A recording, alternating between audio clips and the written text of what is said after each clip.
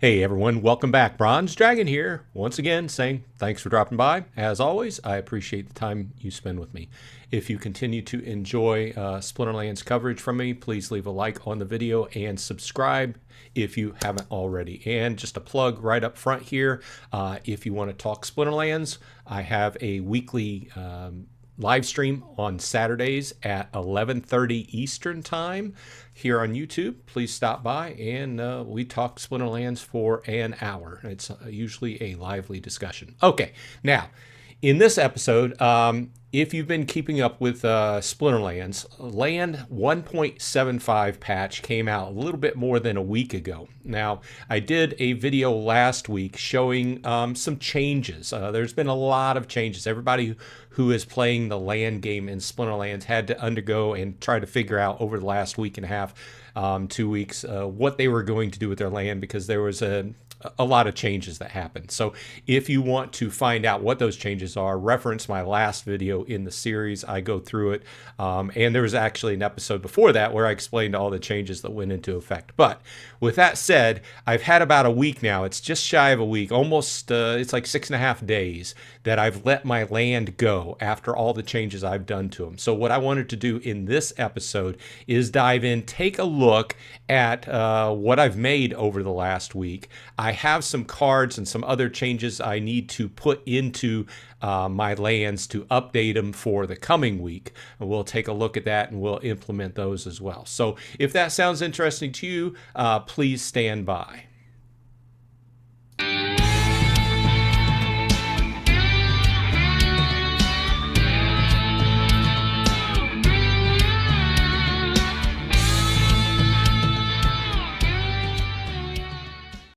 Okay, before we dive into what we're going to look at, if you are new to Splinterlands and you like the idea of a blockchain-based land game, you can go ahead and use my referral code. It's called an ambassador code in the show notes, and you can get into Splinterlands and try it out. Okay, let's go ahead and dive in. So we'll kind of pick up where we left off last week. We'll go to where my land is and go to production. After I'm done making the changes and looking at what my land has produced over the last week, I want to take a look at the liquidity pools that I'm in and see how they're doing and make some decisions on what I'm going to do going forward. Okay, we can see that the three regions that I'm in here are number 1 Veritas, number 114 Tostrington, and number 133 Ravenwood. Now, I'm not fully staked out, but I'm most of the way staked out. And we can see that in number 1 with 4 work sites, I am making 708 grain per hour. Let's just go ahead and dive in. So you can see that it's been a little bit more than 6 days. I'm at 98% capacity. So that's why I kind of wanted to make a video and go ahead and do my harvest, because if you hit 100%, then everything kind of stays on hold until you harvest and you stop making anything, basically. So we're looking at region 1. I have 4 parcels of land, plots of land. 3 of them are grain producing and 1 of them is wood producing. 3 of them I have 20% boosts on, and 1 of them I have a 10% totem on. That's where that would come from. So let's go ahead and do a harvest. We can see that in this region my productivity is at 39,000. Per hour, it's 708 in, and I'm consuming 312 per hour. So I'm making a little bit more than double what I need. I'm also making about 7 wood per hour. So let's go ahead and do a harvest all and check that out. We can see that I have grain available and I have wood available. And I'm also tracking this in a spreadsheet too. For what that will be used for, I don't know, but I like to look back and see what's going on if I need to. Okay, so over this last almost a week, after taxes, then I am adding 67,608 grain, claiming the wood. And it looks like a little bit over almost 1,200 wood, so 1,178 Now I am in the stage of adding an extra worker to my wood producing land in region number 1. So I added 1,000 SPS staked, which gives me the total dark energy staked. As you add extra workers, you have to increase your dark energy so that you're getting full production out of them. So I am using gold foil single BCX epics, and in this case, we're going to stake another Gen Renova. So you have to go ahead and stake 1,000 DEC for that. So let's go ahead and scroll down here and find where my Gen Renova is. I bought specifically for this. Okay, here we go. Let's go ahead and stake that. Save changes. And we can see that my production rate of wood went from 7.9 to 11.8. So let's go ahead and confirm.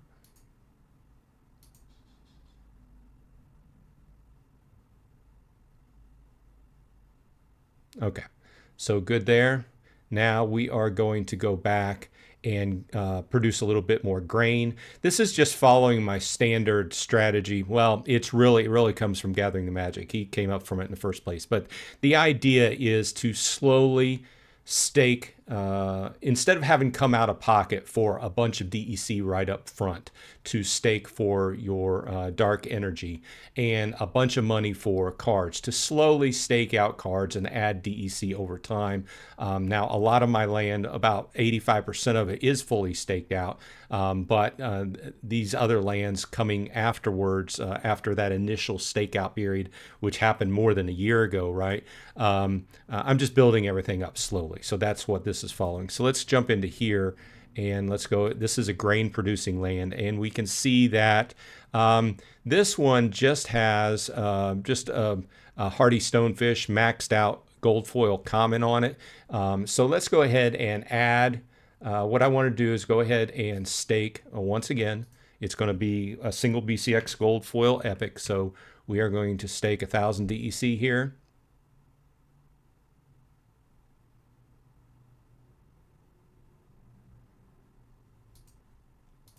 Actually, let's go back and see if there's a better use for my card. I want to check the other, because the other lands have rare totems on them. So I want to see if the card, okay, so this is fully staked out.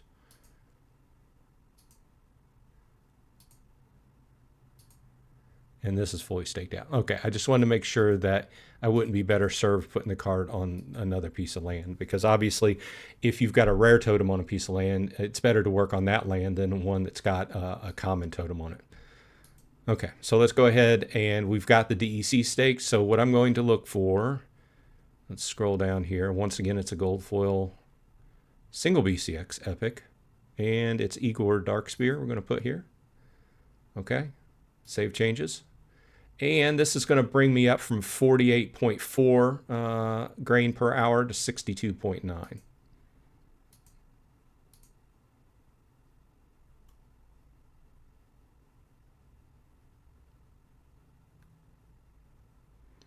Okay, that is the extent of my changes on my first region. My second region, I'm going to go in here and do a harvest all. And we can see that I have grain, wood, and stone being produced in this region. This is the only region where I have one epic plot. That's the best plot I have, besides a rare. This region also has a rare magic plot in it for me, but it's converted over to doing grain. But my epic is producing iron. So let's go ahead and do a claim grain. And once again, this is for just shy of a week, 98% of a week. So we have 87,000. I'm once again keeping track of this.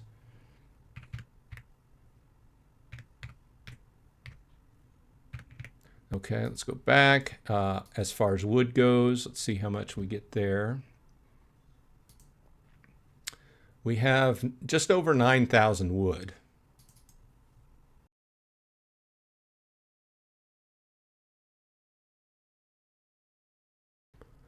Okay. And then as far as iron goes, And I'm going to make a decision on whether I'm going to, I think I'm going to put these into the liquidity pools, but I have to take a look at what the liquidity pools are doing.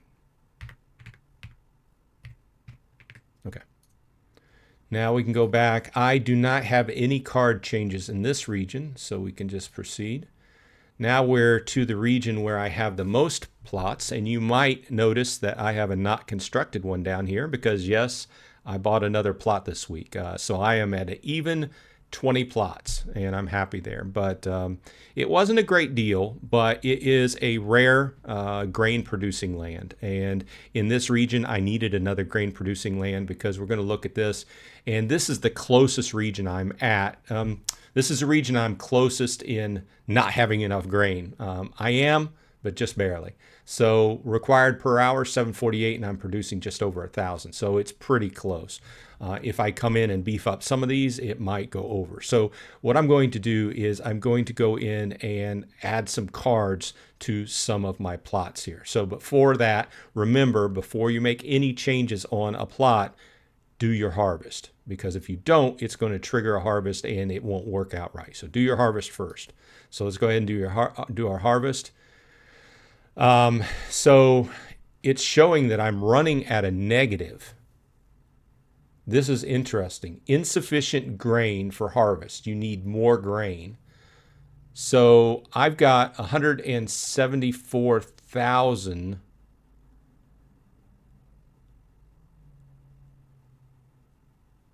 Let's go back. So I have 28,990 in the region right now. I don't know why it's costing me more. So it says that I have 174,000. Let's just go ahead and do a harvest all. Claim the grain. See what happens here. Okay, so after taxes, I am claiming 100,000.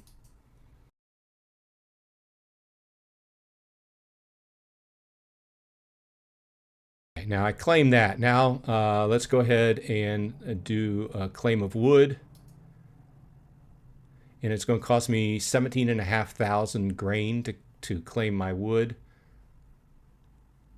So I have a total of 10,278. I knew I was going to be very close. I thought I was going to make it, but there's just so many variables here. It's very complicated.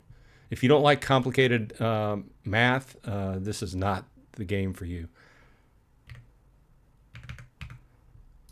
Okay, so we got more wood, and you have enough grain. So I'm going to go ahead and claim my iron. And what I'm thinking is it's basically just going to dip into my reserves a little bit. So I have 1,800 iron I'm claiming.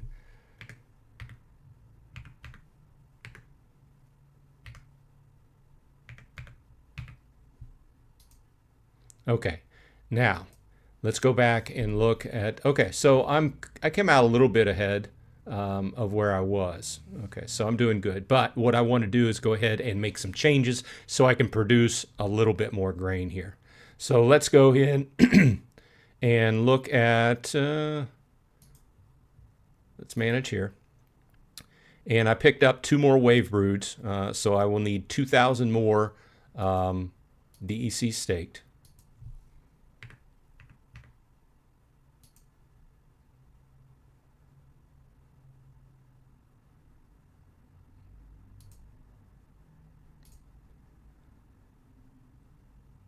Okay, so let's go ahead and add 2 more wave broods because I picked them up on the market as well. And by the way, if you're picking up cards, especially gold foil Chaos Legion cards, they're just going up and up and up. People are buying them up, so they're easily double what they were going for a few months ago. So let's go ahead and add a wave brood, and then also, I don't know why I missed it.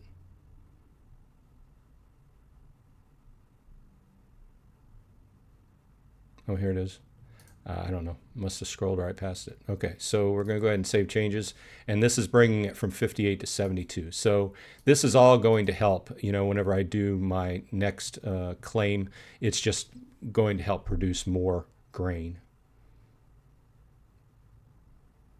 Okay, so we're good there. Okay, here it is.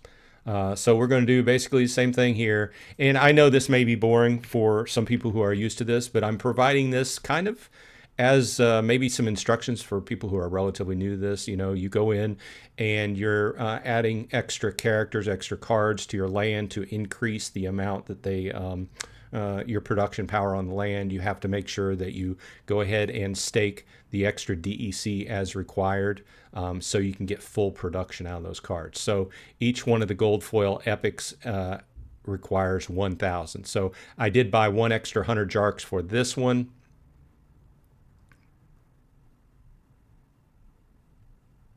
So after this, we're going to take a look at my production and see where it stands now. So let's go ahead and add him. Save changes. This brings me from 58 to 72 on this land again, just like the other one.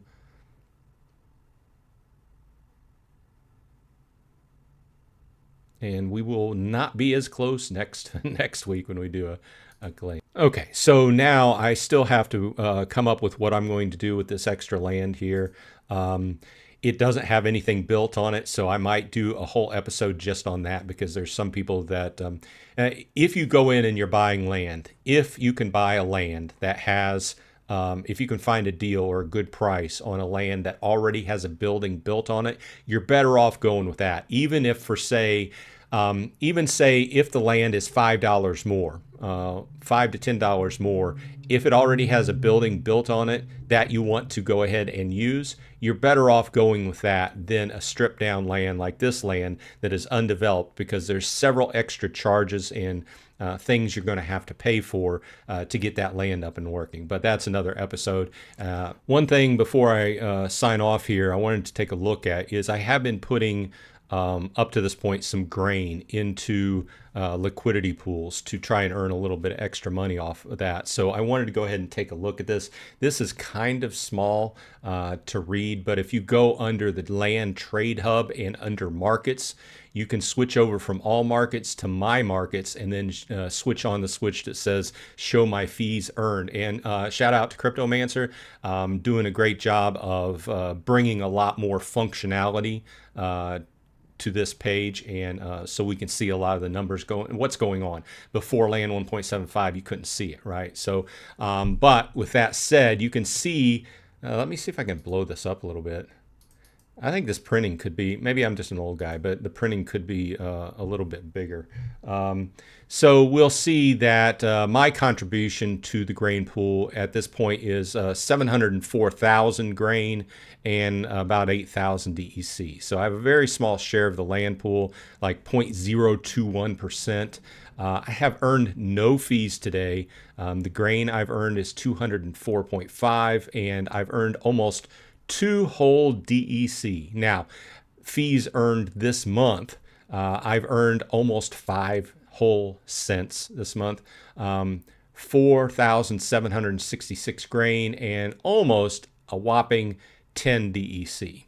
So at this point, I don't know how worth it is to contribute to grain pools. Obviously, playing the game, if you contribute to pools, it helps out the economy and helps things out overall. But as far as an investment, I don't know. I guess the jury's still out on that.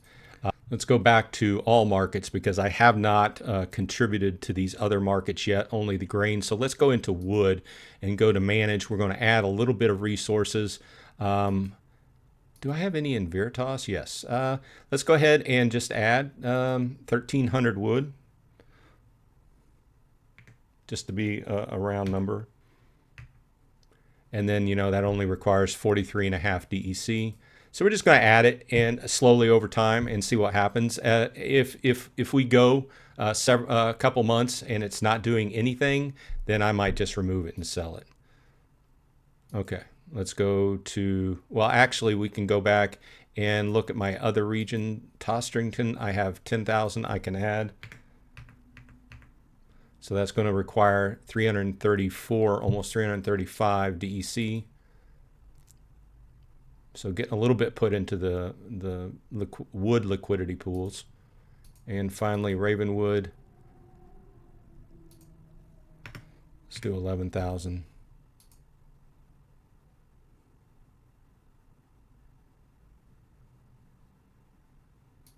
I don't know exactly if it's going to be worth it, but let's see if we can have any stone.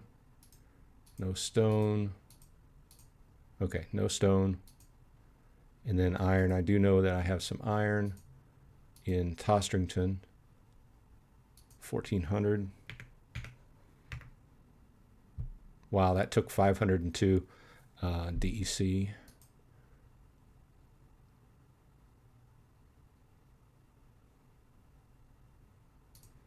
And, okay, so I've got a little bit added to each pool now. Okay, so let's go back to the trade hub and exchange resources. And what we're going to do is sell a little bit of grain. So let's switch this over to grain. How much extra do I have in Veritas? Okay, so let's see what if I sell 100,000. That will get me 1,000 DEC. Okay, let's go ahead. I'm going to try and sell a little bit each week, just to, you know, it's not a whole lot, but I'll bring in a little bit per week. Let's see how much extra I have in Tostrington. So let's actually do 200,000 in Tostrington. That'll get me 2,000 DEC.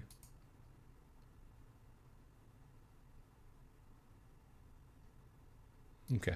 Bring in a little bit of money, a little bit of DEC on a weekly basis. So that was, let's go back down on the Zoom. So made 3,000 DEC. Not all that produced was this week, though. I mean, some of it was a backlog of grain, and I sold a little bit last week. I'm going to continue selling a little bit until I hit like an equilibrium, and what I sell per week may be a little bit more, a little bit less. So either way, this has been Bronze Dragon. I hope this was informative. If you have any questions about land harvesting or leave in the show comments what you've been doing in land, and whether you've been buying cards, whether you to post on the land, whether you've been buying actual land. Let me know. And also, once again, stop by the live stream on Saturday if you want to discuss Splinterlands. Either way, hope everyone on your side has been happy and healthy. And hey, I'll see you in the land within Splinterlands.